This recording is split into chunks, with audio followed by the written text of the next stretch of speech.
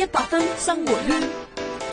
12:31 100分生活圈，你好，我係鄧佩欣。大家好啊，我係何家燕。釣魚高手嚟到我哋現場啦，歡迎你 Sunny， 你好啊。歡迎你 Sunny。Hello， 大家好。哇，咁啊，首先我哋都好開心啦。之前呢，我哋都訪問到阿 Jeffrey 咧，咁佢又係即係都係釣魚嘅愛好者啦。咁但係咧，我問過佢，喂，你知唔知邊個叫 Sunny 啊？佢話係，梗係知道啦。佢話你好似曾經幫佢好似整過個船咁樣係嘛？即係釣魚係需要佢你哋用點稱呼係船定係艇定係咩咧？船啦。係啦，咁即係因為釣魚就魚竿啊基本啦，咁但係即係魚竿就可能係呢個岸上邊釣啦，或者岸邊啦。咁但係因為我知道釣魚有分係釣去到海嗰度釣啊，跟住有唔同地方去釣魚啊咁樣。首先問下 Sunny 先啊，你幾時開始釣魚嘅咧？應該係差唔多40年前啦，釣咗30幾40年噶啦。哇，好有經驗喎，好資深啊，係啊！你係喺加拿大開始係嘛？以前喺香港細個嘅時候就會去長洲啊嗰啲咁去釣泥鯭嗰啲咁，咁過到嚟就正式嚟講喺呢度先開始啦，係。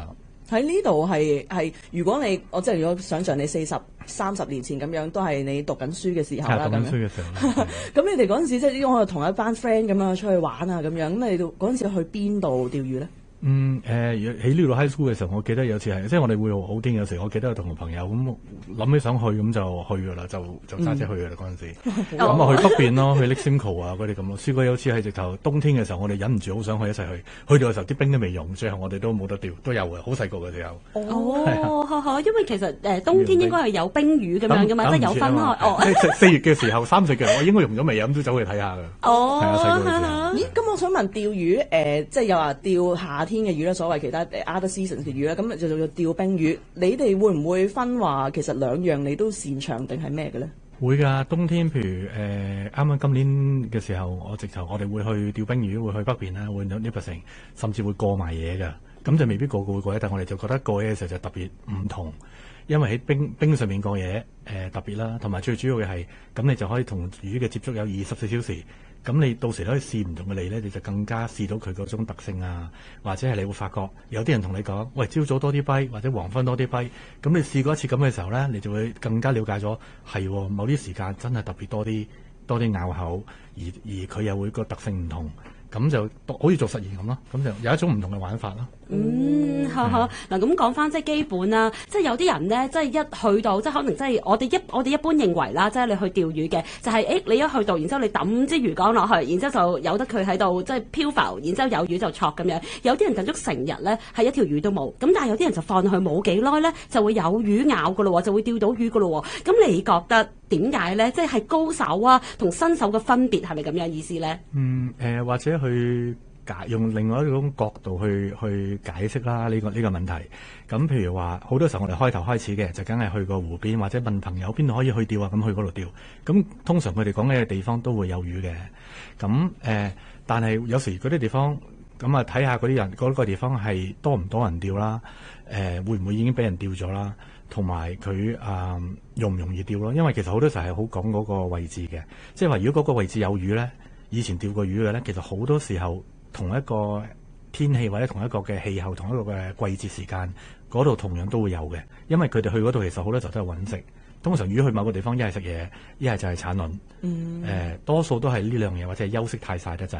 咁你明白咗佢就得咯。即係好似你去諗下，如果我哋話喂幾時一睇三文魚啊，咁個人都會諗，梗係9月去啦，冇人會叫你1月去嘅，即係冇人叫我哋唔會呢個時候去嘅，因為知道嗰度冇。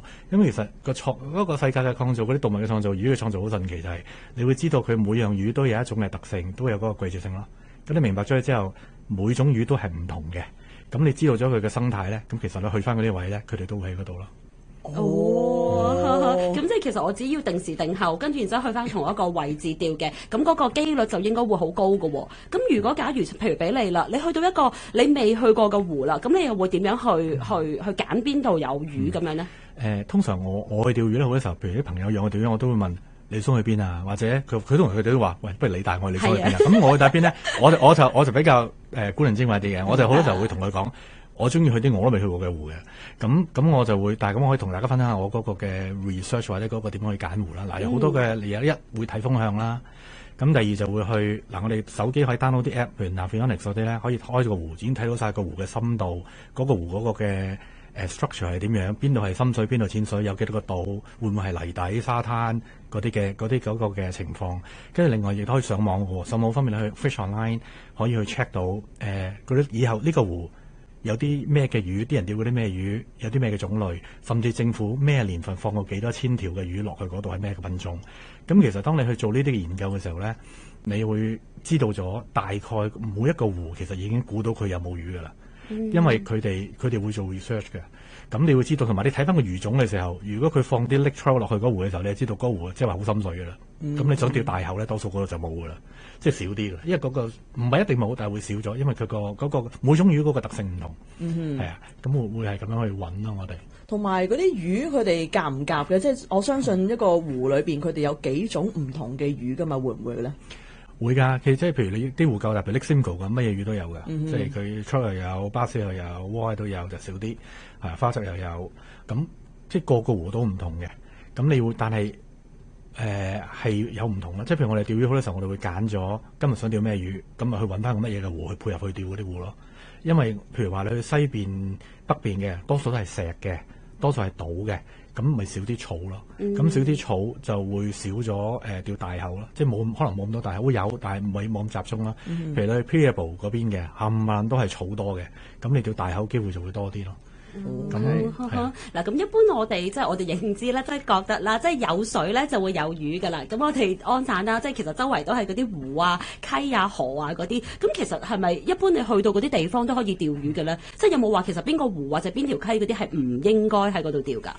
有嘅，咁我哋安省係有嗰個法律嘅規定，咁要睇翻嗰個嘅 regulation 嗰個 book，咁要 check 翻佢每個湖嘅開季時間都唔同，每種魚種嗰個嘅開季時間都唔同，甚至而家會好多時候咧，譬如你想釣 Y 嘅咧，佢會限制咗你可能有啲湖一日淨係攞2條嘅啫，或者仲要係個尺寸只可以45至到55 cm 先攞得，即係好多呢啲嘅規格，同埋唔同嘅牌喎。攞魚牌你都有分 sport 牌同埋普通嘅牌。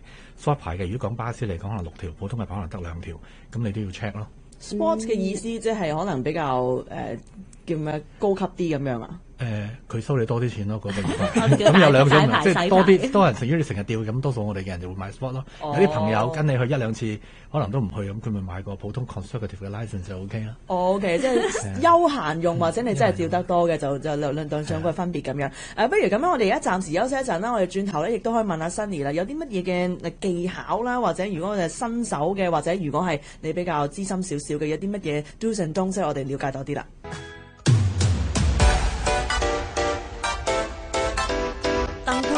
何家燕100分生活圈12點43分，100分生活圈。你好，我係鄧佩欣。Hello， 我係何家燕。仲有釣魚達人Sunny喺度啦。咁其實我哋即係喺個廣告時間裏邊，我哋都研究下，因為即係如果我唔識得釣魚咧，我淨係知道魚竿，跟住咧揈個魚嚟出去，跟住啲魚絲好多遠啦，好多好遠，跟住就收翻界。即係我覺得有趣嘅地方就係個動作搞，即係放收搞翻嚟。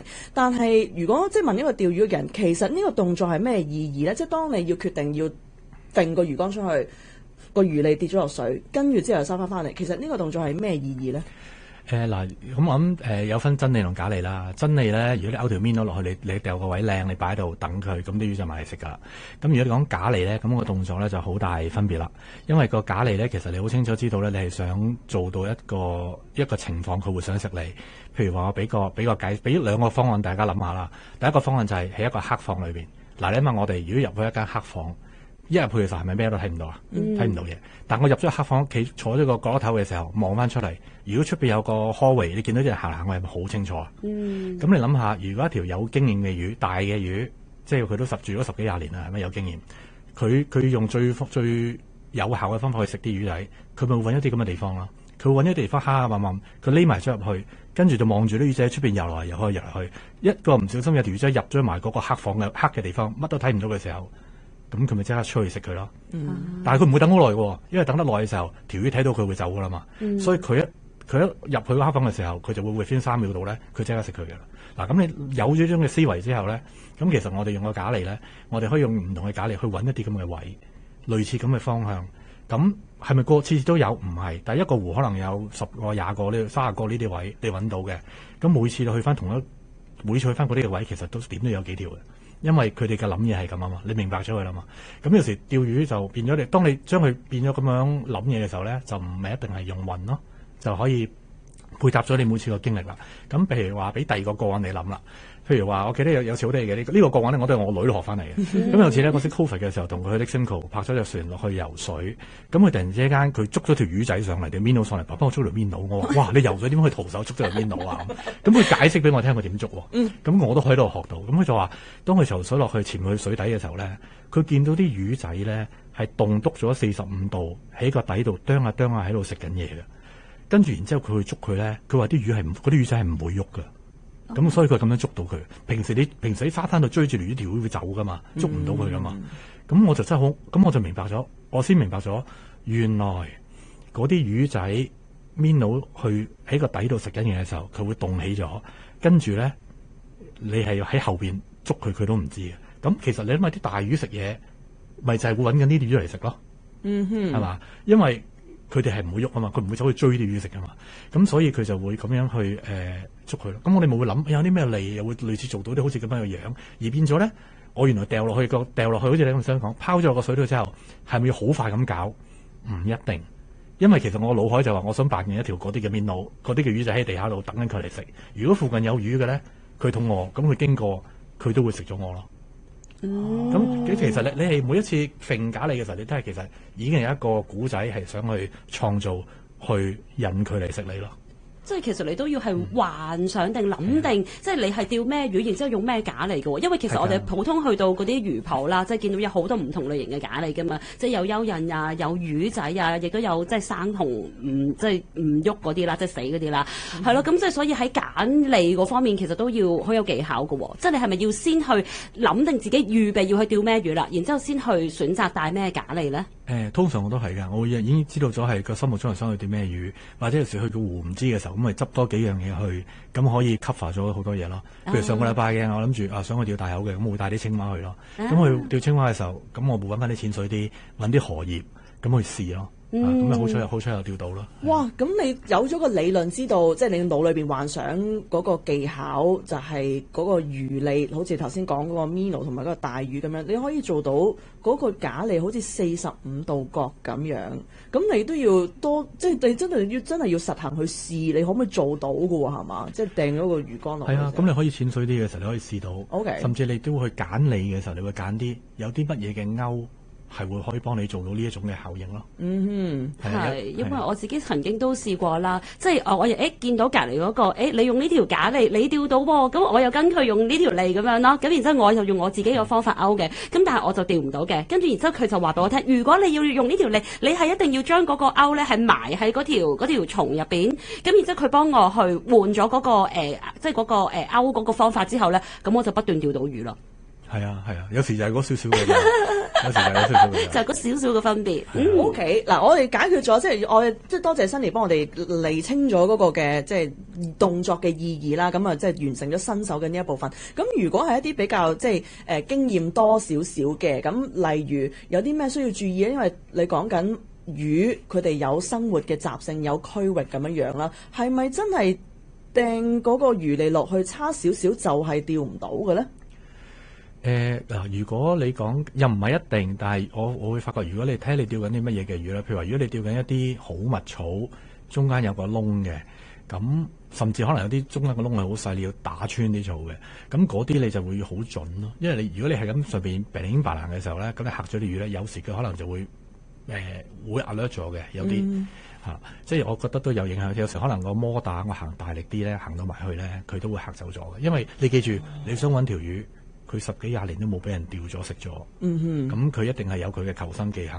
咁你要再呃到佢，咁你要唔好俾佢知道你喺度咯。咁你就要即係其實佢哋好聰明嘅，因為而家啲科技好先進咧。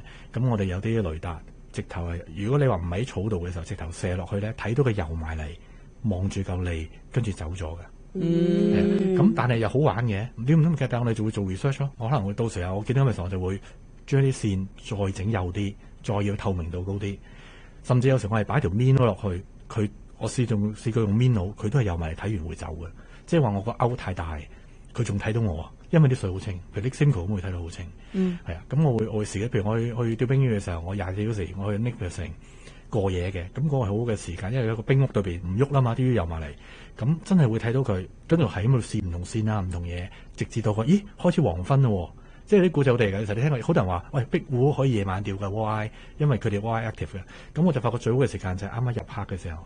點解咧？又係好，其實諗翻就好有理論，因為啲細魚都睇唔到佢，但係佢嘅眼嚟，佢啱啱入黑嘅時候，暗暗地嘅時候，佢仲睇得好清楚。黑晒佢睇到啫，但係都唔清楚噶嘛。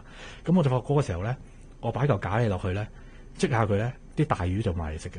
但係同一嚿嚟咧，早多2個鐘天光嘅時候咧，啲水清咧，佢哋唔食嘅，佢會埋嚟跟住就走噶啦。即係我完全係，即係一個好似係做實驗咁去試翻嚟。咁發覺你話俾啲有經驗啲嘅人想去再去釣多啲魚嘅時候去學咧，咁我會俾嘅意見就話試咯，即係唔怕去試，唔使話問人哋嘅，即係試多啲嘢，試多唔同嘅嚟，試多啲唔同嘅線啊嘅嘢。咁你試下試，你就會發覺咗，你就了解佢多咗噶啦。哦，哇，十分有趣。嗱，呢個時候我哋休息陣啦，轉頭繼續翻嚟咧，同阿 Sunny 傾偈。鄧佩欣、何家燕，100分生活圈。OK， 我哋繼續同釣魚高手達人啦 Sunny 傾偈啦。咁就講到就係話，當我哋咧真係釣到條魚上嚟啦，或者 feel 到有條魚上緊嚟啦咁樣。咁但係咧，我自己試過咧，就係或者我見到人哋咧，就係所謂入扣啊，會唔會啊？咁啊嗰個魚脷就由勾咗去嗰個魚嘅喉嚨嗰度喎。咁點算？至於呢啲情況點樣處理咧？如果你話想解翻佢嘅時候，咁好多時候你想放生佢嘅，咁多數就係最好嘅方法就係剪咗條魚絲，咁佢個幾月咧，其實佢會自己吐翻個鈎出嚟嘅，可以。即係唔會受傷。係啦，但係咁大家會留意嘅就係話，通常如果佢入得好入，你先釣到佢咧，咁你就留意可能係嘅戳佢嘅時候，佢食得耐咗，你先戳啦。